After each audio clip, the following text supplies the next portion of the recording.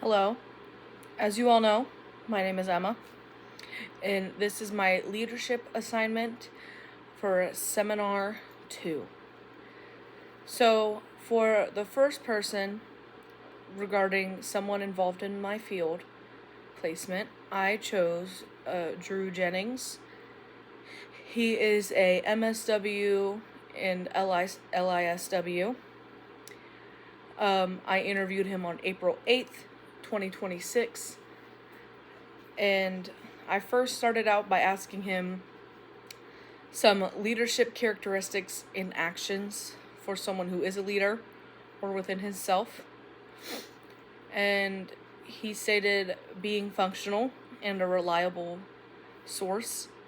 And this can be for clients and also for coworkers. It can also be for your supervisors as well when new situations come about and new things come up in the field, since it is not linear and is always changing and always something new coming about. Another thing he mentioned for a leadership characteristic is following through with statements that you make to your clients or to your coworkers or to your supervisor, meaning following up with phone calls, like you say, or helping with making appointments or getting a referral through in order to help the client in a current situation or a coworker with information that could be valuable for one of their clients. So being able to follow through with what you're actually going to say, he stated, was very important and something that can be important when showing leadership characteristics or looking for those in someone else. The next thing we went on to was various pathways to leadership. One thing was training.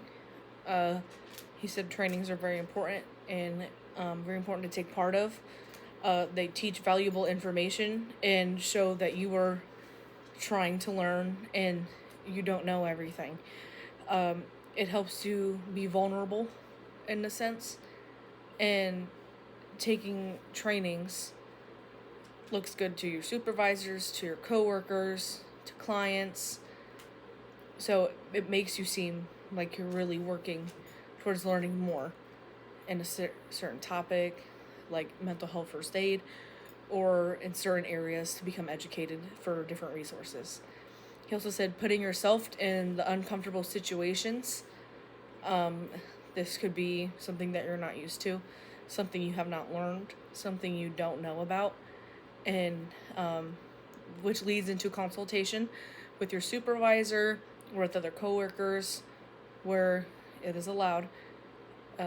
Being able to be uncomfortable shows that vulnerability again, as mentioned, and it helps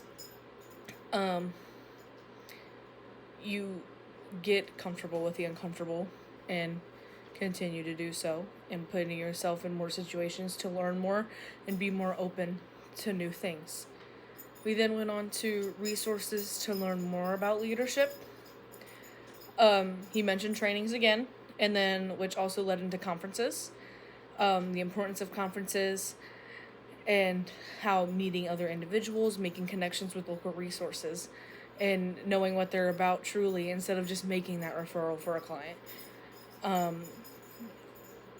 Then going into the policymaker connections, which is the macro level, knowing your policies that are coming up, especially those that can affect your clients, whether that is them directly or others in their home, and making these connections is important, and it can help you be aware of who is in office, who is in charge of these things, who is going to be the one that you need to talk to make the change for the people you need. And then reading up on connections and expanding your knowledge are important as well. Being able to expand that can only help you gain more and learn more.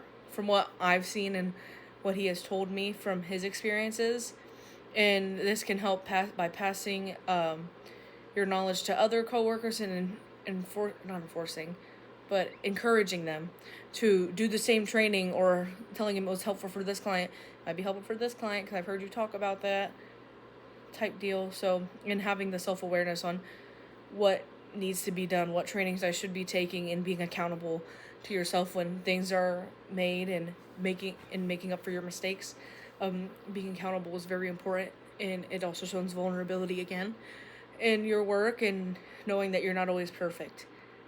And then opportunities for students to gain leadership experience, joining different groups, volunteering, and advocacy for clients, and population serving those underserved populations.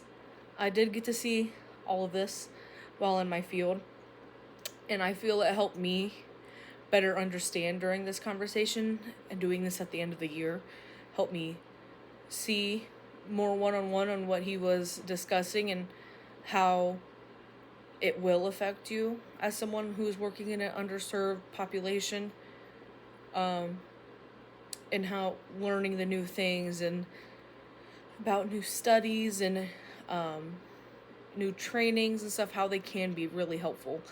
And the volunteering too, and being the advocate for those who aren't able to be one for themselves is truly important, and shows a lot to your clients and your coworkers. It shows like how you're really trying to make that difference for the community, not just through sessions. I then interviewed Elizabeth Osborne. She is my field supervisor, I would say. I interviewed her on April 15th, 2026. And I asked the same questions in the same order, starting with the characteristics and actions, where she said lead by example, willing to do the work if you want the staff to do the work. That could even mean doing the basic cleaning. I myself find this will be difficult, since I don't like cleaning at home, but I feel like if I want to be someone who is a leader for individuals, I will take it on and do the hard stuff even when it's not easy for myself, to show that I'm willing to do what I don't enjoy to make my environment better, my environment feel better, and all of the above. So I did enjoy that response, and hearing that from someone who is very far in the field and has been in there for a while, and where she is at now. Then we went to various pathways to leadership. She mentioned working from the bottom up, learning every role that has to be taken, and every opportunity. So trainings again, and opportunities to learn new things, which can be done through conferences. Also, having respect for individuals. Here's Rico. He wants to make an appearance on leadership. But having respect for those who are working in your field, and learning those different stages can really be beneficial too, and respecting their roles and what they're doing for your clients as well. Then we went on to resources to learn more about leadership, and she did mention a book. So she mentioned The 7 Habits of a Highly Successful Leader. I have yet to read it, but I will be purchasing, and that's an honest, I will be purchasing it. That's not just me saying this for this video. I feel learning this, and she said it's a very good book, and I believe her, especially she always talks about her attention span. So I will be reading it and learning more about leadership, since it is something I have considered when working in this field, which then goes into trainings for staff, and then taking time to seek supervision, and taking that time to learn from your peers, and especially learn from your higher ups who are there to be talked to and to gain knowledge from. And then learn from those above you, and learn from your mistakes, listen to feedback, and make adjustments. By doing so, it shows humility, and showing that you're working to make those changes, and by putting the work in to do those changes. So showing that you show it to others and how you got successful and how you've gotten to this point. Also joining clubs and coalitions. These are really good ways to get involved in seeing individuals. Sorry, I was trying to eat my Chinese. But these are really good ways to be involved with others and to make connections. Opportunities for students to gain leadership experience. I guess I jumped ahead a little bit, but those are also resources. So also the coalitions and the clubs, again, these are really good ways to gain experience in seeing the individuals one-on-one, having those connections and making those connections and then using them in your future and being that referral to others to be like, oh, I learned a lot from here. And then doing group projects and being a leader. I did get to experience this semester, so it was really good to hear her say that and me seeing the characteristics within myself. Oh, I kind of did, like, I had that experience. I kind of experienced being a leader for the first time and knowing what steps I can take next time when it comes to projects in my workplace. So how those can be beneficial to myself in using those again in the workplace with my coworkers, and how starting from the bottom, I might not be there right away, and then getting to the top. And then which mentions the team projects at internship or your work site, which is mentioned. When it comes to myself with leadership characteristics, I did mention the group project and how I felt, taking on that leadership role helped me. And then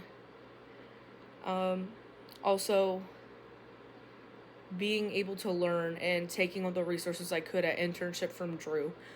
Taking the paperwork he would give me, taking all the paper examples he would give me, and I have them all. So I will be able to use them in my future. And I'm very excited to use them in my future and hopefully one day maybe be the supervisor. So we'll see where that leads me. This could be completely different in 5 years.